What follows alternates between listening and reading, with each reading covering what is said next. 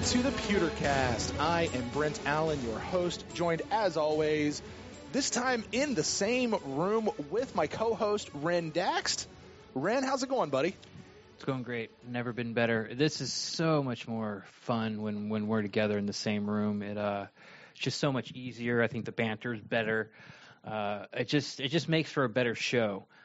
So yeah, I'm really excited about what we got going on today. Yeah, and not only were we in this room alone, this is a very special room that we are coming at you guys live. We are currently at One Buccaneer Place, deep in the bowels of One Buc Place. Got to take a little tour earlier today. So we'll be having a whole different show that has to do with that. But while we were here, we got to hook up with a good friend of ours, Trevor Sikkema of PewterReport.com. And Ren, you and I, we got to sit down and have a fun little conversation with him. Yeah, this was a good one. Just sort of bouncing off, like I said earlier, about us being in the same room, and then adding Trevor to the mix. Yeah. And, with the three of us, I think our sense of humor is all sort of really close, at least in the same spectrum. Mm-hmm. And we had a really good time. It was fun. We got some stories, sort of what I like to call off the mic stories. Sure. When you're talking to the other beat writers and stuff, and some of the best conversations are pre and post recording. Yeah. And it just felt like this whole interview, I guess what we did record, felt like that. Very informal, very fun. I was we were sitting around here talking before the show got started, and I flipped on the recorder, and the listeners will hear because we're not going to edit it out. It just starts. Yeah, there's no introduction. Hey, we're here with Trevor. Hey, Trevor, welcome. Hi, guys. How you doing? Like, there's none of that. It's just going to be like, and here we go. Right.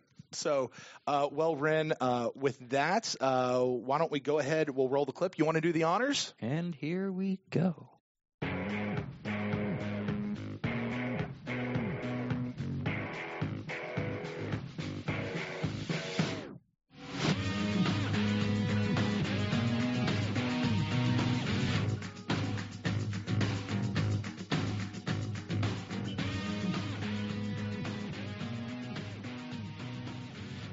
Welcome to Feeling Old, Trevor. Yeah, he's millennial. Yeah. What is the next generation called? Trash. And all the ones before. See, that's how we feel about millennials. There, I don't.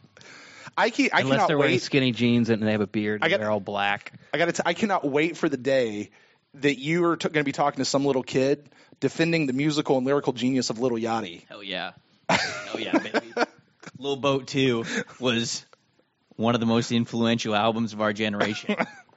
Okay, I'm gonna play Cook on this. I have no idea who you're talking about. Now you know how I feel. Cook brings up people from the 80s that are just like a bunch of fake name people. You don't remember BJ and the Bear?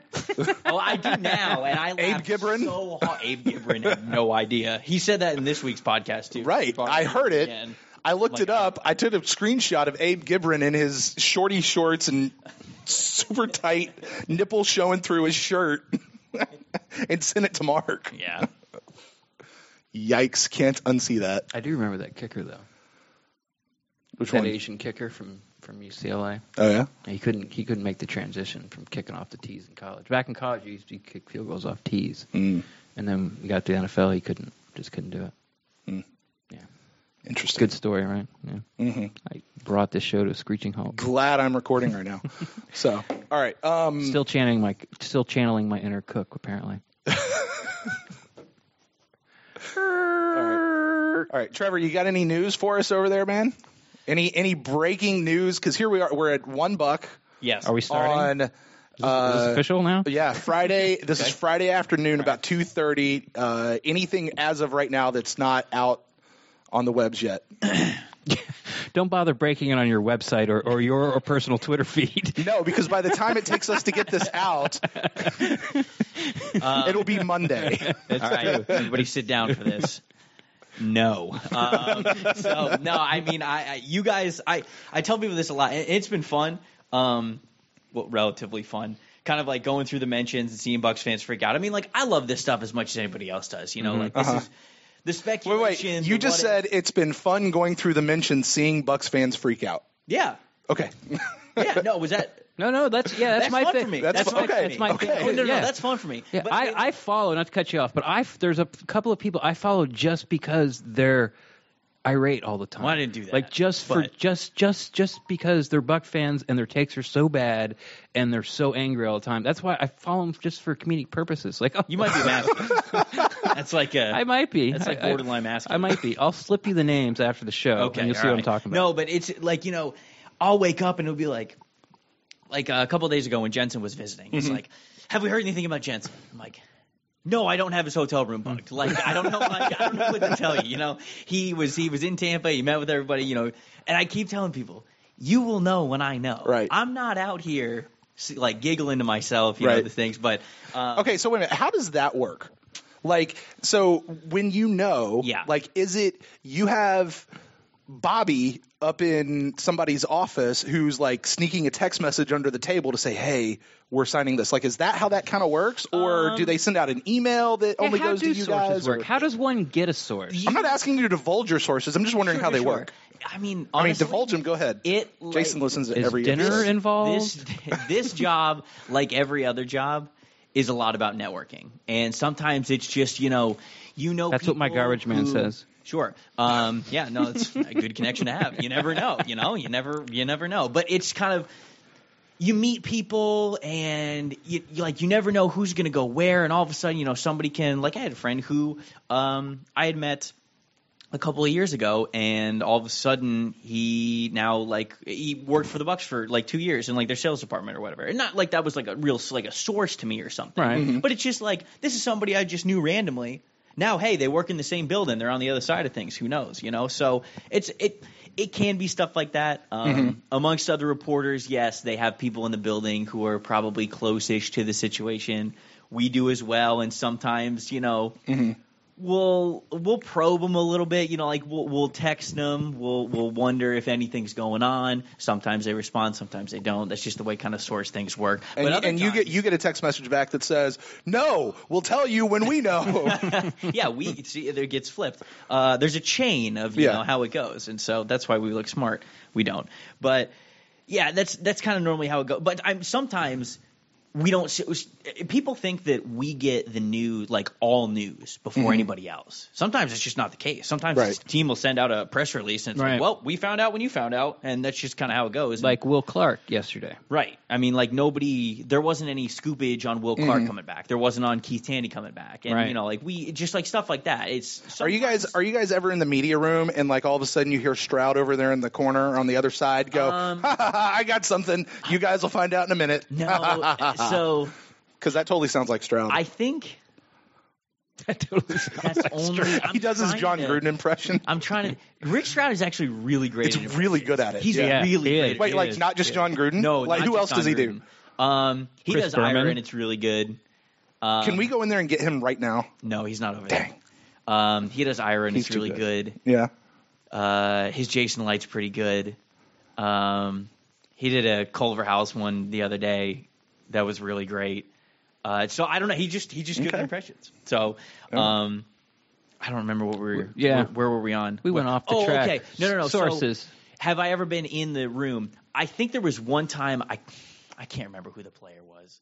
There was one time during training camp when something happened. I think somebody either got released or they signed somebody out of nowhere, and it's kind of like we were all talking, because people are having conversations, and then it just went eerily silent for 2 minutes, and I went, wait. And I checked Twitter real quick, and something had happened, and I was like, oh, you son of a, you guys all. You guys. So that's the only, now I note it, I try to make sure that I'm on top of it. Are you still the rookie in the media room right now? Because, this is your second season. This is your sophomore season now, right? I'm the youngest in there. So you are? Are you? Even the 620 guys? Yeah, I think. Not youngest by age, but you're still the youngest by experience. Profession or experience. Yeah, definitely. Definitely. Because I'm trying to think. Obviously, Scott and Mark, Rick, Greg, Roy, Fred, then all the Jenna, and then 620 people. So they've all been. They're all. I think at least 3-4 years my senior. So yeah. Wow. It's been fun though. Why are we talking to you then?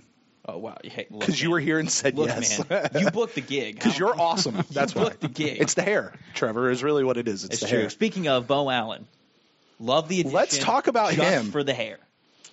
And the elephant costume. That story was awesome. That was awesome. So if anybody who missed I'm just saying, this guy's my cousin. He's my long lost cousin. He could be. Bo Allen told us yesterday at the podium that he met his girlfriend on Bumble, which if you don't know what that is, it's a dating app. Welcome to 2018.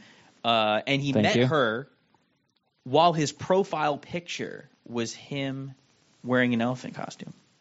A woman wants a guy who can make her laugh. I'm anyone sure get that she the would say reference? that. Coming from the only married guy in the room who happens to be a comedian. Couldn't be me. It's true. It's not me either. Wow, you're right. Success rate for you going there you well. go. Listen, let's not go with my track record before that though. Okay. So, No, it's there's a lot of failure before that. Yeah. No, but Bo is great, and I think. Okay, Bo is one of these guys. And I was telling Rin this earlier today. The more I hear about him, and the more I think about, it, the more I see him, the more I like him. The more I like this signing. I can't tell you how many tweets from Philly people I got saying like you're going to love him, not just off the field, but like he is great at what he does. I think he was a top 3 run defender for his position last year via PFF. So was Mitch on Ryan, who they signed in. Like, but Trev, these guys only have like 2.5 sacks over the last 4 years between them. Listen, let me tell you, True statement. Sacks do have to come. That does have to come somewhere, but. Bucks were also, and actually I was talking with Scott about this a little bit too, because you wonder where the priority is with the spending money or making splashes or doing this or here and there. The Bucks were the 7th worst team in the NFL last year at yards per attempt giving up on the run. So when you look at like their overall rush defense, it's not that bad. But when you go to average like yards per carry that their defense gave up, they were really bad. Right. And if you can't stop the run, they were even worse in the past. Well, but if you can't stop the run, right? The main thing is that if you can't stop the run with 3 or 4, because that's the thing. If you can't stop it with 3 or 4, then you've got to bring linebackers. Then the coverage gets weak.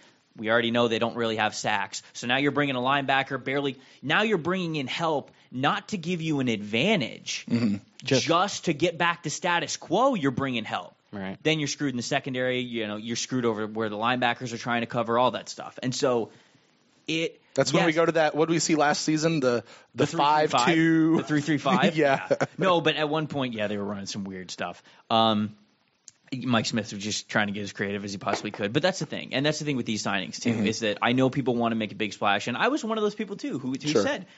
I thought the Bucs should have made a move for Robert Quinn or Michael Bennett, restructured their deals coming in. But that's, we saw Michael Bennett do that with the Eagles. But these signings don't come at the cost of the other one. Like, these ones had to be made anyways. They've got to stop the run because that's where the game of football obviously starts. Right. It's the easiest thing to do. And if you can't stop it, then you're just going to get manipulated all game long. And for the better part of probably 10 to 12 games last year, they just got straight up manipulated the whole time. Yeah. So, there you go. So, I like the signing. Not just because he's a good dude, but can't teach girth, Can't teach girth. It's true. You can't teach girth, can't teach speed. Plus, something I haven't talked about, and I haven't really heard anybody else talk about, is, the Peters and the Quinns and the Bennetts, they went for relatively cheap. By NFL standards. Yeah, for draft picks. Draft picks. But now that we're seeing that the Buccaneers are sort of getting into this salary cap where, they're going to be strapped.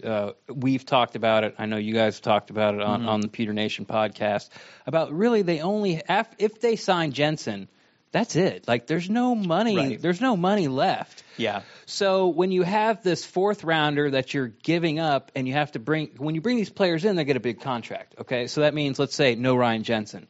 Now you have no Ryan Jensen. You have a 4th round. You have a piece picked up, but that 4th rounder can turn into a Quan Alexander, who you have under contract for 4 years, or a Caleb Benenoch that you have contract for 4 years. So I think for Jason Light and the way the philosophy that I heard your cover 3 is going to be about this, and I hope this sort of falls in line so I feel smart, their philosophy is that a 4th rounder isn't worth $12 million to them. You know, it depends. Like 2 years ago, yeah, because they had all this room and they didn't have to sign anybody. Right. They only had 2 high-priced, guys on the team, relatively speaking. And now this offseason where they could have gone and got these guys, and Robert Kuhn would have been a great addition. Of the 3, he was my favorite. But you have to think about the contract that he's taking and that money that's gone. And now, like I said before, maybe you couldn't go get a Jensen, which is desperately needed. We need interior line help on both sides. Sure. No, I think the main thing is you just never want to pigeonhole yourself. And so, like, that's the thing. The Bucs like having the luxury of being able to sign certain people, or on the flip side, being able to draft certain people that could be contributors. You know, they want to look at what the Saints did last year, where their rookies completely overperformed, and they want to give themselves the opportunity to do that. Because now, when you make sure that you're drafting well, and really that's kind of the fundamentals of it, because good players who are often worth it just don't hit the market. They don't. And so how do you acquire them? You obviously have to draft well. So if you can't draft well, you're behind the 8 ball already. You're going to have this conversation every year. That's just going to how it goes. But if you do draft well, and for example, you look at the Saints, I think they had 4 or 5 rookies that contributed at high levels. And with those guys on lower level contracts, they're about to get Ndamukong Suh. Right. Because they can. You know, so it's a chain reaction. But people often want it to start with free agency, right. And it just has to start with the draft. It just has to. And so now your friend Ian Beckles would disagree with you on that. What? About starting with the draft.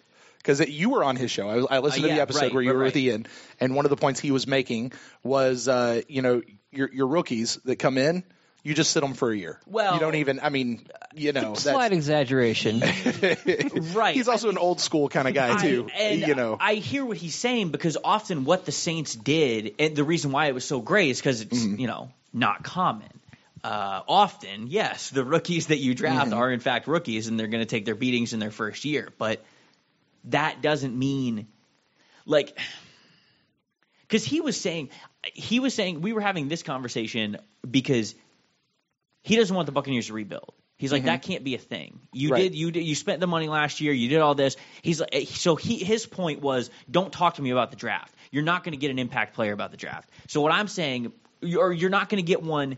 The conversation that we were having was, you're not going to get an impact player in the draft this year that's going to save your job, the franchise, win today, right? Yeah. And so to that, I guess I get. Yeah. But because he was saying, go out and get as many new bodies as you can for free agency. He was saying, go sign a bunch of these different pass rushers and this and that. Just get as many different bodies as you can in here. Which, for this year, I somewhat understand that strategy. I'm talking about long-term stuff. Sure. Like a healthy balance of a franchise of how you're supposed to go about the draft, how you're supposed to go about free agency. It all comes down to starting with the draft, because good pass rushers don't hit the market. Good quarterbacks don't hit the market.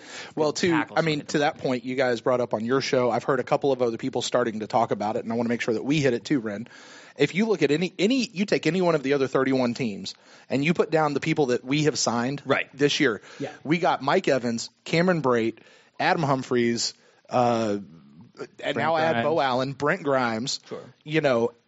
They'd be ecstatic with that kind of a haul. Yeah. Brent Grimes goes anywhere else. He's the top signing, basically, for almost any other team. Right. Same. So, we are spending our money. We're spending our money well. It just happens to be with a lot of the big names happen to be our own big name guys, because we've mostly been drafting well. Yeah. Right? Yeah. So this is, and to that point, this is what I'm going to get into as really the main talking point of the cover 3 that's going to come out later this week. They just have to play better.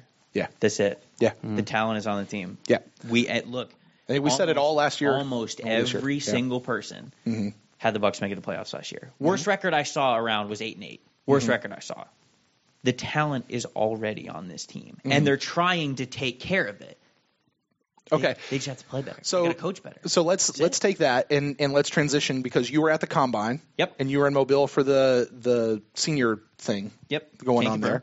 confirm. What is that? The senior day, I'm not senior gonna bowl, tell. senior I'm gonna let something. The senior bowl, the senior thing, where The they all senior get thing. around and Yeah. get in the pool and they bat the beach no, they were, balls. you know, They got each other for wheelchairs and exercise. walkers and Yes. prom, play you know. bocce ball and You say prom? Senior prom. There you go. Got it. Sorry. Switching There you gears. go. Shuffleboard. But I mean, so you've been around. Yes. The talent is already on this team. We are looking to bring in a couple of pieces. Be nice. Or some more pieces. That'd be nice. There are certainly more holes on this team Right. than I think any of us ever thought we had at this point. Well, at the start or end of training camp last year. Right. So take us back to maybe the Senior Bowl. Take us back to maybe the Combine. What did you see out there maybe that was different this year that you didn't see last year, or what's kind of given how everything has shaken out as of today? Sure. What are your thoughts as far as that goes, as far as the Buccaneers are really concerned now? I think it's the edge rushing class, because that's where. I'm amazed you understood what that question was, because I don't know. No, I got you. Okay. Well, I don't know what he asked. We're gonna reel it in. Okay, Stick around. We'll get you. We'll get you up to speed. Trevor's going to answer any question he wants. Doesn't matter what I say. So. Senior Bowl. I'm ready. Okay, shut up. Quit talking. Okay, I got it. I got it. The edge rush class is really interesting this year because I think The edge rush. I'm sorry, draft class or the free agency? No, class? draft class. Okay. We'll talk draft class now, because with the Senior Bowl and the Combine, Bill Parcells said years ago that us in the NFL, when he was coaching, he's like, we can only take what colleges send us. That's it. Mm-hmm. He's like, so whatever is adapting in college football, we can be as hard-headed as we want, give or take here and there between coach to coach, team to team, our philosophy. But at the end of the day, if colleges are molding these kids to be one way or another, we have to, that's where the better talent is going to go. So we have to somewhat adapt to some of the talent that's going on in college. Not entirely. Obviously, the brand of the NFL, is a grown man's game. So there are always going to be elements of the NFL that are the NFL. But to that point, a lot of the edge rushers in this class, for the Buccaneers specifically, are much more 3-4 rushers. A lot of them are stand-up. They're these Leo and Buck linebackers that are very much more hybrid, 2-point stance, coming off the edge, more with speed, can drop back into coverage, that kind of thing. They're much more 3-4 because college football is getting so much faster, so the edge rushers are trying to get faster too, and that's one way that they do that. And so when I was at the Senior Bowl, I noticed that a lot of the better edge rushers in the class were, in fact, all the stand-up players. Okoronkwo, Marquise Haynes, Marcus Davenport, even Shaq Griffin as well. Like, all of the better edge rushing players were coming from stand-up linebacker positions. Not a lot of the good ones were the ones with their hands in the ground. So you take that and you go to the Combine, and then you see guys like Harold Landry and, again, Okoronkwo and Marquise Haynes, Davenport, all those kinds of guys. Josh Sweat, even from Florida State. I know he's done a lot more work with his hand in the ground, but that's just another example there. A lot of these guys are, in fact, 3-4 players. And we've been told from a source that the Bucs are, in fact, looking to run more 3-4 things this year because they know that's how they can improve this team the quickest. That's how, because they can, sure, I mean, like, if Bradley Chubb's at 7, it's kind of, they're not going to take him, right? But he's the O.J. Howard from last year. Right, like, sure. We don't think he's going to fall to us, but in it the might. Draft, they still want to get pass rushers. Right. So if there's not a lot of 4-3 pass rushers, they're going to take guys who are stand-up, and they're going to make them work because they have to make it work. And so I thought that was a really interesting thing that we found out during the Senior Bowl. So what you're saying, just to connect those dots, is the Bucs are looking at moving to more of a 3-4, not necessarily saying they will, but they're looking at maybe moving more to a 3-4 because that's what the talent is available to them to do. Correct. Less, we're just going to change it because it's a better system. It's just this is what the guys that we have are available. Bo Allen is a nose tackle. He's a 3-4 nose tackle. Now, can he play 4-3 D tackle next to Gerald McCoy? Yeah, sure. Right. But that's who they have. Mitch Unrein. Mm-hmm. He's a 3-4 D end or interior guy. That's just who he is. He's a massive sized guy, run stopper, can play 2-gap. Mm-hmm. Same thing with Bo Allen. You're freeing up people to get what? One-on-ones from Gerald McCoy's position or from a stand-up linebacker position. Both of those players that they signed early on in free agency, to me, that only have 2.5 sacks between the last 4 years, are 3-4 players. Okay. So I just thought when you talk about the combine, coming from a Bucs perspective, that is something that I really picked up on. That I think a lot of the talent, especially in this class here, in a year that the Bucs know that they really have to reload that pass rush. A lot of it comes from 3-4. So I've had people come at me and be like, "Well, there's not a lot of difference these days. You know, they play all this. It's almost in nickel all the time, anyways." And it's true, but you still have a philosophy. You still have a base. Like one of your edge rushers is still either going to be hand on the ground or standing up. And people can say, "Well, there's not that big of a difference." Okay, but stylistically, from a player's perspective, it might be.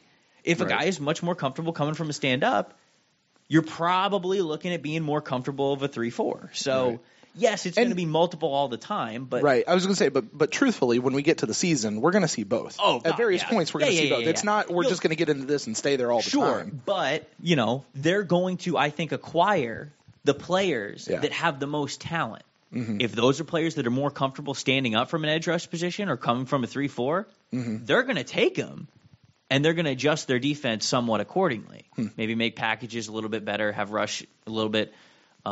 Philosophy is different here and there, but so that's kind of something that could be impactful for the Buccaneers, especially later in the draft, depending on who they target. So I know Ren's got a great question for you about the draft that I want to get to in just a minute, but I want to kind of press pause on the football thing. Sure. And last year when you were on this show, this time we kind of did our Inside the Combine. You kind of gave us some stories. Is there anything that maybe you haven't, like a story from your time in Indianapolis? I got to hear the St. Elmo's. You didn't realize how hot that was. Wait. Because last year you didn't go to St. Elmo's. Yeah, so this was my first... Just to set this up, because I haven't talked for a while, so I'm just going to go ahead and hi, everybody. Hello. I'm still here. Is this mic still on? St. Elmo's is a pretty famous restaurant. It's a steakhouse, considered a steakhouse? It's a steakhouse. Steakhouse downtown Indianapolis. And what their famous dish is this shrimp cocktail. You hear people talk about it, and you think in your head, like, there's gold flakes on it. And, I mean, this is the signature dish of the city. Chicago, it's pizza and hot dogs.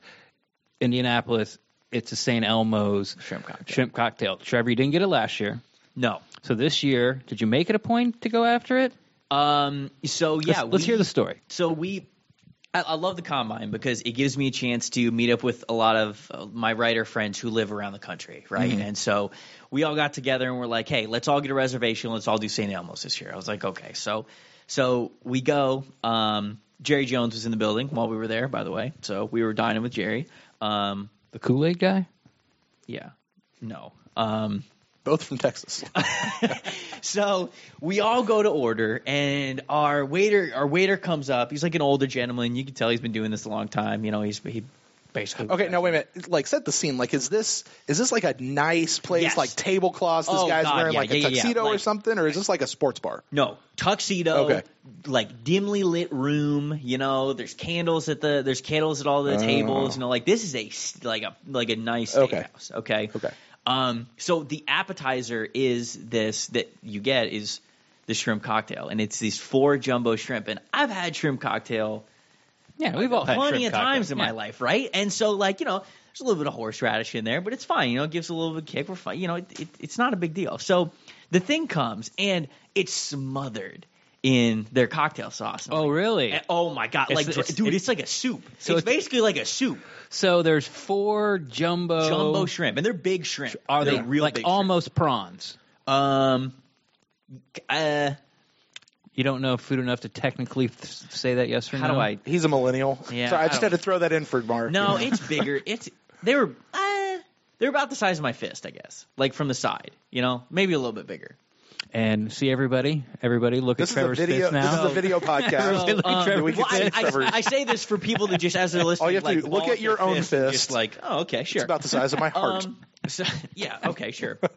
So it's smothered in this sauce, and we come to later find out that the waiter, if you've never had it, is supposed to say like, hey, you know, be careful with it, it's spicy. Mm-hmm.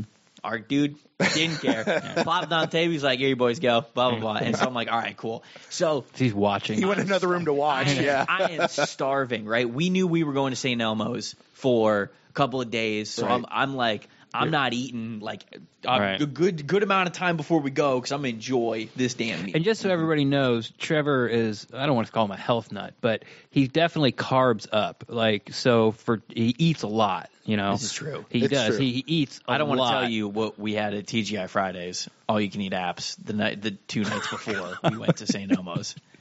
Well, okay, we don't want to get too much off track. Just give us a number. How many apps did you guys go through? How many people were there? So I will just say that between me and my Locked On co-host, John Ledyard, right? The bill, because it shows up, it charges you for all of them, but then it also just like takes it off, right? Gotcha. So you can technically see how much money you spent in apps when it was really only $15 for all of them. $145.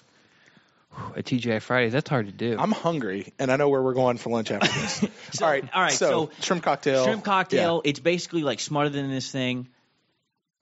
I go to take. Remember, this is my first bite. And you're starving. I go to eat the whole thing in one. The whole shrimp. The whole shrimp in one bite. And guys, I literally started tearing up because if you've had horseradish, I hope everybody listening has. It's not like a pepper where it like gets your tongue or something. Yeah, no. It hits you back of the throat and then through the nose, like immediately through the nose. And so I'm just like, whoa, just like floored backwards, and like I just start tearing up. Did your nose start running at the table? Yeah, oh, God, Trevor is actually turning red, remembering this right now. It was an ugly scene. I'm having PTSD right now. And I look up, and everyone else at the table, same reaction. They're like, because everybody took one all at the same so time. you guys did it all together. Yes. But none of us knew it. That is a way better challenge than eating Tide Pods. Children. Barely. Yeah, kids, you want something to do? Save up your money, buy a plane ticket. All right. So with that said, how much is this appetizer at St. Elmo's? The shrimp cocktail is, I think it's $15. Oh, that's not bad. No, it's fine. Okay. Yeah. All right. So that's your story from the combine. Right. That and eating nearly 150 wings. $50. For $15. For $15. Yeah. That's awesome. Dude, that's like a penny a wing. Left the guy $5 and split. That's great. Yeah, it was. Yeah. Ledyard, awesome. I thought I could eat. My co-host can eat, man. Yeah? Ledyard can. Nice. Ledyard's built like a linebacker, dude. Well, you gotta put that, insulation on up there for when. Right. He lives up in Pittsburgh. I'm with you. Yeah. I rag on him all the He time. always talks about how freezing it is all the time on his podcast. And he always all the time. He's like, how speaking like as 75. a big guy, I got to tell you, cold weather does not do well with us. You might think it'd be You might think it'd be opposite. Yeah, not at all. I guess it's not like fur. Does it like it's not like we're not a whale, despite what it looks like. All right, Ren, you had a good question about the draft coming into that. We've talked about free agency. We've talked a little bit about the combine. Yeah. Now that free agency, at least the first wave, has settled, and all these, pretty much all the quarterback needy teams. Like we've been talking about the draft forever. You do a pod. You talk about the draft all year long. Mm-hmm. Everyone's trying to figure out, where these top 4 quarterbacks are going to go. I sort of think they're going to land somewhere in the top 10. I think they're going to go above the Bucs.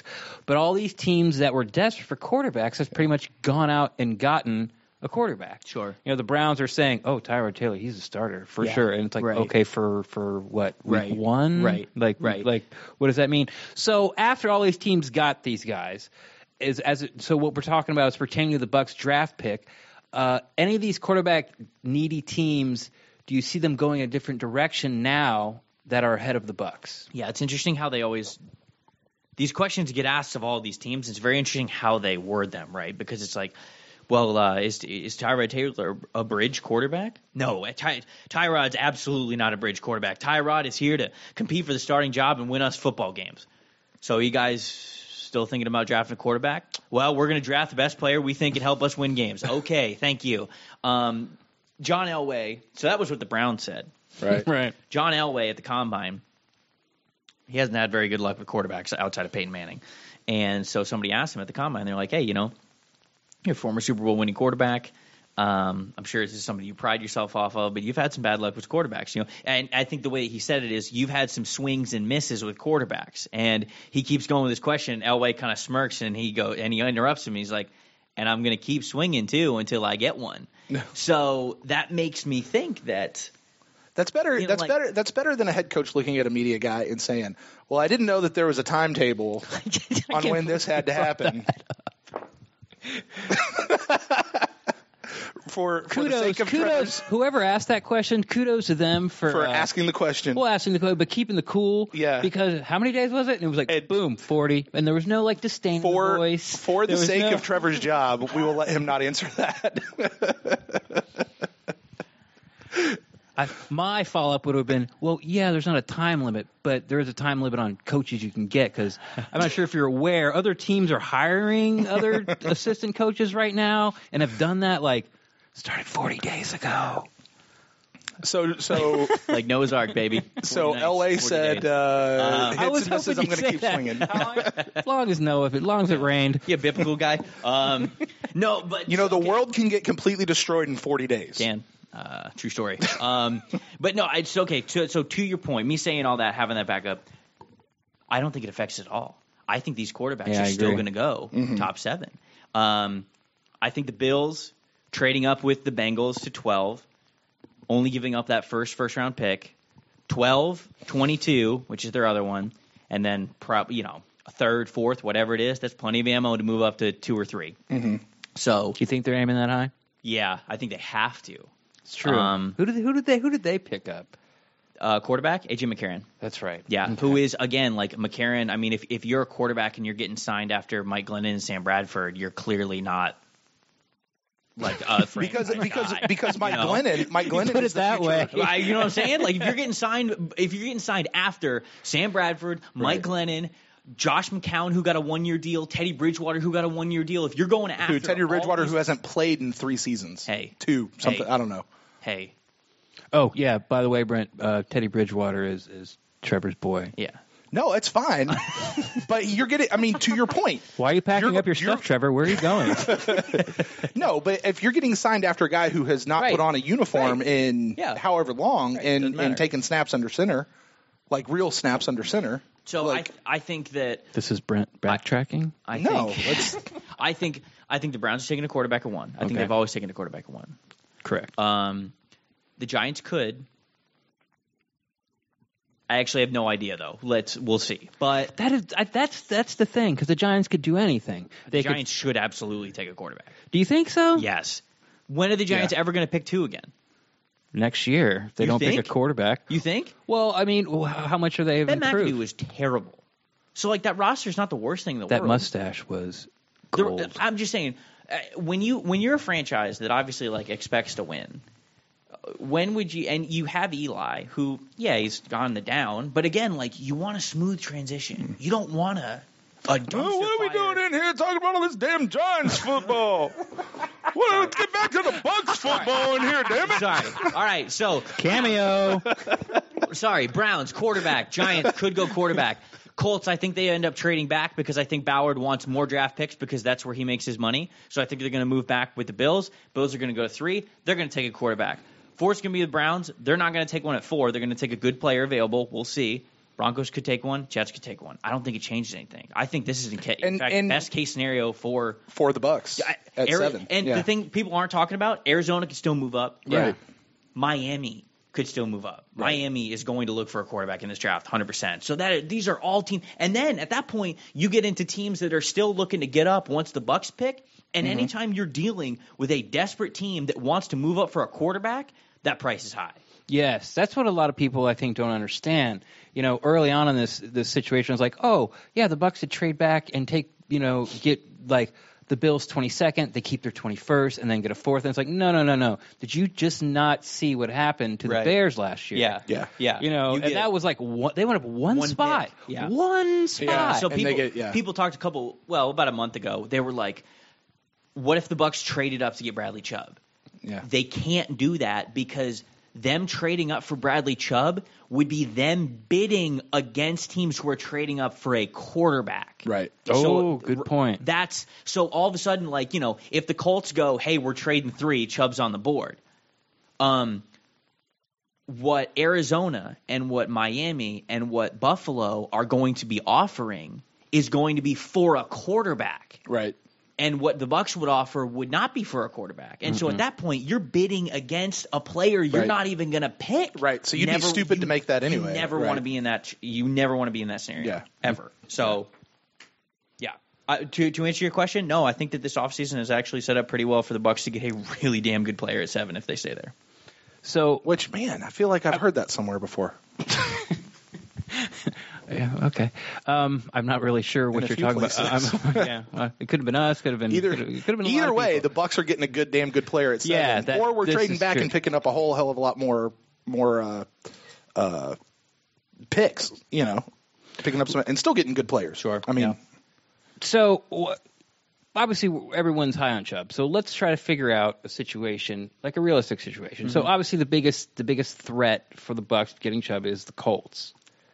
At 3, correct? As it stands, yes. As it stands. Man, if they get Jensen and Chubb, that. And my wife's a Colts fan. She's on the couch. No. Yeah, you're on the couch. So why? Tell me why the Colts are not going to take Chubb. Like, what do they need? Do they need draft picks? I mean, granted, Colts have one of the worst rosters. That's exactly what I was going to say. Granted, they need help. So everywhere. That's why I'm pretty sure, you know, if Buffalo is like, we'll give you 12, we'll give you 22, we'll give you whatever a third, right? You know, and you'll probably even get a second next year. Chris Ballard goes, I'm doing that. Chris Ballard is the GM of the Colts, by the way, because they need a lot of help. That roster's awful. Yeah. And they still don't know with luck. They just still don't know. So why would you – I mean, like, Bradley Chubb would be good. Certainly, like, it's not like picking him would be a bad thing, but you don't even know what Luck's situation is. So at this point, you're just trying to build your roster. So at that point, you just want more people who are good. Yeah. So they could pass on him, but a sleeper threat for Bradley Chubb would be Cleveland at 4. And I know that their defensive line is pretty solidified, and a lot of people, you know, you could name names. You know, they picked Myles Garrett last year. They have Emmanuel Ogbah, all this stuff. But I think that they know as well as anybody you can't have too many good ones. And if they already picked their quarterback at 1, and if they think that they will easily have a running back available at the top of the second round. Because they will. Right. Because that's just how it goes. A very good one. They could pick Chubb. But I think that's about it. You get past those 2. If they do the deal and the Bills go up to 3, if the Browns look a different way, Chubb's falling to 7. Crazier things have happened.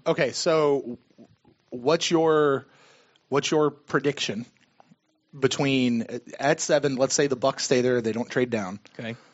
Chubb, Nelson, those seem to be the top 2 guys. Yeah. You know. Yeah. What's more likely? Because you go Nelson, you're ignoring the D-line. What's more likely for them to pick, or what's more likely for them to be there? Both. Okay. Chubb is more likely to be there. Nelson would be more likely to pick, I think. Nelson's the best prospect in this draft. He's unbelievable. All right. I mean, if they somehow, and I've kind of tinkered with this because I just love like theories and stuff, but you know, if they end up signing Ryan Jensen and drafting Quentin Nelson, moving Marpet back to the other side, that's a top 10 offensive line in football. Yeah, like immediately next year. But Donovan Smith is still the left tackle, Trevor. And I tell people this: if Donovan Smith is your worst starting offensive lineman, you've got a damn good offensive line. Yeah, I remember when I don't remember which podcast you said that. When I heard that, I was like, that makes a lot of sense. Can I tell you of that potential 5, actually the one I'd be most worried about? would be DeMar Dotson. Just because he's older. It's just because of his age. Yeah. You know, DeMar had a fantastic season last year. Yeah, right. He's also had some very mediocre seasons in the past. I mean, sure. So You know. he would honestly, for me, out of that potential starting five. Sure, yeah, Because I'm yeah. throwing out Sweezy. Right. We're not bringing back Pimphil and Evan Smith. Right. Apparently, Caleb Denenoch is still up and coming. Yeah. That to me, Sure. And that's still not bad. I Right. mean, That's- and yeah. Donovan or DeMar could still come out and have a really good thing. All right, guys. Well, hey, listen, we're kind of at our mark here. So, we got anything else? I have one more question. Because I Bonus. listened. We've mentioned Trevor other podcasts. I want to say Locked On NFL Draft. If it's draft season, it goes all year round. But definitely now is the time to listen to it. Great info by you and your co-host John Ledyard. Did I say it? No, I put a G in there. No, you got it. Ledyard. But you guys brought up an interesting theory, and I don't know if people that listen to Buccaneers podcast listen to that podcast. This is your platform. This will be the last question, unless I think of another one. Tell me why Geist is better than Barkley. Oh, Now stop. Hold on. For people out there who may not know, Oh, that's a good point. who's Geist? What are we doing? An NFL Lock podcast where we just spit out names and don't tell positions or colleges they went to? Sorry. Saquon Barkley, obviously the running back out of Penn State, one of the most heralded running back prospects that we've seen in a long time. And then Darius Geist, he is the running back prospect out of LSU. I think that, I think Darius Geist is the better NFL prospect and I think Barkley was clearly the best home run hitter, if to use that phrase, in college football last year. But the thing about Barkley is he does almost all of his work exclusively from outside the tackles. And Penn State builds their offense to get him the ball outside, bouncing to the outside, to the sideline, where he can clearly out-athlete just anybody. I mean, Barkley is so phenomenal in open space. And, if you give him a cut, heck, even, he leaps over defenders. If you give him any space in the open air, he'll jump over you and he'll take that thing to the house. He's so phenomenal at that. But space in the NFL, it does not come that easy. You have to be able to be a running back who runs through the tackles and runs through contact. And the thing that worries me about Barkley is you pop on some of his tape, even the Iowa game, where people tell me this is one of the best running back tapes I've ever seen. And you'll watch a couple times in the backfield. He'll get the ball out of the shotgun, and a linebacker will just be coming right at him. He will go down. So, he will go down more easy than I've ever seen a 230-pound man go down before. And I just don't, and it baffles me. Geist, on the other hand, from LSU, he has earned every damn yard he has gotten at LSU. That offensive line has been terrible for 3 years. That offense Didn't he like something on Facebook or Instagram? Somebody trashed LSU's offensive line, and he liked it. He liked it.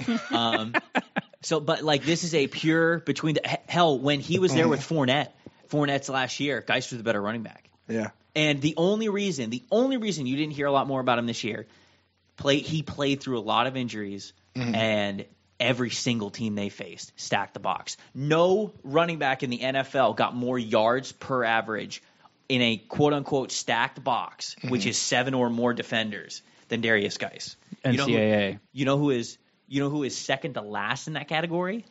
Don't say Saquon Barkley. Oh, well. This is me dropping the mic.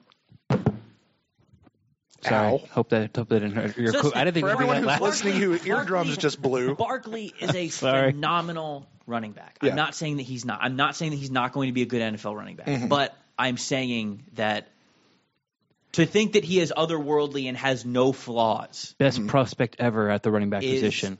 not true. I think Zeke's a better prospect than Barkley was. And people are saying, people throw the generational talent thing, all this stuff, blah, blah, blah. He's was better than Adrian Peterson coming out. One, watch Adrian Peterson's Oklahoma tape because it's the stupidest stuff I've ever seen in my life. Yeah, that's People forget. People love the flavor of the month, all this stuff. So How many years ago was that now? He was Maybe 12 years? 8, so 10, right? 10 years ago? 10, Wow. 10, 11, Wow. 10 years, Check. he's done. 10, 11. He's done with his career. That's crazy. It's just how fast the NFL works. Not the right? way- Not not for the long. way So he there you go. runs, That's one it's thing. not The that Bucks bad. also, so we can make this more Bucks centric. Bucks had Darius Geist in. They put Yes. him to a private workout. So, Oh, they did? Yep. Yep. So, Was that reported? I don't remember hearing about that at all. I tweeted once about it. You can follow me on okay. Twitter.com @TamPayTrey if you'd like. You should actually get Tampa Bay Trey's tweets into your phone so you make sure you don't miss any of them. Yeah, you can. In the litany of people that you follow on Twitter. Well, with that, Ren, you got anything else for Trevor? No, or as Trevor, promised. do you got anything? Sorry. No, as promised, that was my last question. Yeah. Trevor, you got anything you want to share? Any breaking news you want to break here on the PewterCast? All right, sit down. 3 days later? No. Started the same way we started the show. No, guys, I always have a blast doing this thing, so right. I'm glad you were both in town for this. Yeah, and I'm glad it's glad to actually get to do this face to face as opposed to just over Skype. It really is. So, Trevor, take a moment and tell everybody out there about PewterReport, the Locked On Draft deal that you do, where people can find you. So PewterReport.com. Obviously, that's where I work full time. If you ever want to see that breaking news that you guys are trying to pry so out of me over this last hour or so that I just straight up don't have, I will have when I have it over on PewterReport.com. You can follow that on Twitter. You can follow me on Twitter. I'm pretty active over there. And I love interacting with people too. Yeah. So like Twitter is not just a platform for me to hear my own voice or, shout in an empty room or something. Like I love talking. That's what I do. I love talking Bucs football. I mean, that's how I ended up meeting these guys. So there's that. And then two, if you enjoy the NFL draft, I do a 5-day-a-week podcast about the NFL draft. They're about 20 to 30 minutes long. They're not too long, so you can pop them in on your way to work. Yeah, but you guys never miss a day. No, we really don't. You don't, man. No. John keeps me in line. It is impressive. It's called Locked On NFL Draft. So we're on iTunes, everywhere you can subscribe, all that kinds of stuff. What time in the morning do you get up to do that? Varies. No. Varies. Trevor doesn't get up in the morning. Trevor's going to sleep in the morning. No, because the Locked On podcast a lot of times will hit iTunes before noon. Yeah. So, at least you got to be recording by 10. Yeah, we're before that. We're always before that. Exactly. Yeah. John's got a kid now. John's got like a newborn kid, so like he just another unfair advantage. He just doesn't sleep at all. Right. But you're not allowed to go out during the week anymore because you got to be home so you can wake up for this. It's true. It's like, I can't. I'm telling you, man. I can't go out. Who's going to get these tweets out if I go out and have a social life? Maybe Mark or Scott or one of those other guys that actually can't trust him.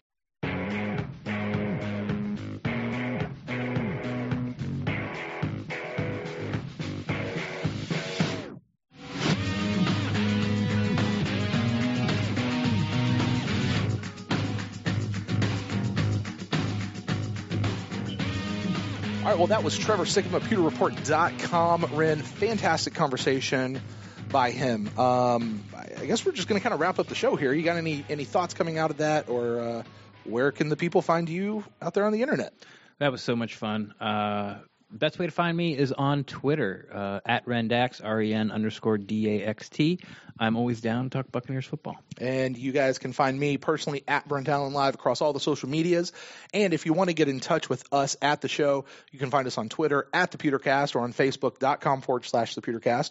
Or if you're a little more winded than the 256 characters that Twitter now gives you, you can email us to thepewtercast@gmail.com. As always, guys, listen, just be on the lookout for more episodes. There's lots of fun stuff. There's a whole second episode that we're recording while we're here at One Buc. That'll be coming out here in just a little bit. And as the OffSeason Tour continues to roll on, who knows where we're going to stop by. But I think the next major stop we're in is going to be the draft. Yeah. That's the one that's set in stone. That's for sure. Yes. There will be some type of draft show. Yes, and be on the lookout for an announcement from Red and I about what we are going to do for the draft, because honestly, we've not talked about it yet. Not at all. So, all right, well, you guys have a great afternoon, I guess, morning, evening, whatever time of day you're listening to this, and we'll close the show out as always. Go Bucs.